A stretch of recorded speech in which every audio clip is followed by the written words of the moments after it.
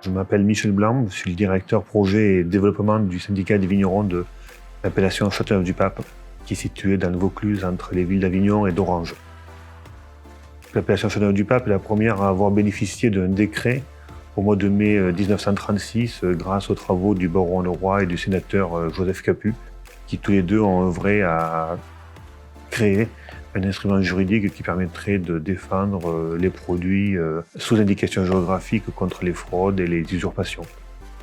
Les projets de l'année sont aujourd'hui multiples. D'abord, il y a la reconquête des marchés étrangers après quelques mois difficiles, notamment la consolidation du marché britannique à la sortie du Brexit, la fin des taxes sur les États-Unis et la reconquête du marché français sur lequel nous sommes peu présents puisque l'appellation est vendue à 75% à l'étranger.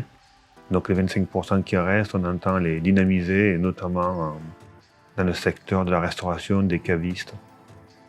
Au niveau français, nous avons plusieurs partenariats, notamment culturels, avec le MUSEM, qui est le plus important depuis plusieurs années, puisque nous avions aidé à la rénovation de la galerie de la Méditerranée. Et là, nous étions partenaires de l'inauguration de l'exposition de Jeff Koons, qui est reparti aux États-Unis avec une belle bouteille de Châteauneuf-du-Pape et avec une tiquette spécialement réalisée à son intention. Ce qu'on souhaite aujourd'hui, c'est que notre partenariat avec le Club des Chefs s'inscrive dans la durée, pour plusieurs raisons. D'abord parce qu'on a beaucoup adhéré à l'ambiance qu'il y avait ces premiers jours sur cette Assemblée Générale qui se tient en France. Deux, parce que pour nous, ils correspondent exactement à ce que l'on recherche en termes d'image de l'appellation au niveau international. Trois, parce qu'ils ont beaucoup apprécié les vins hier soir et je pense qu'ils vont continuer, et notamment demain à Meaux. Ils vont voir comment on peut à la fois faire des mariages entre les différents fromages français, les vins blancs et rouges de Châteauneuf-du-Pape.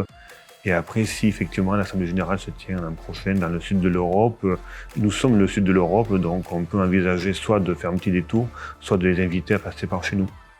On espère que ce partenariat fonctionnera longtemps parce que c'est une super association et bravo à Gilles et à toute son équipe.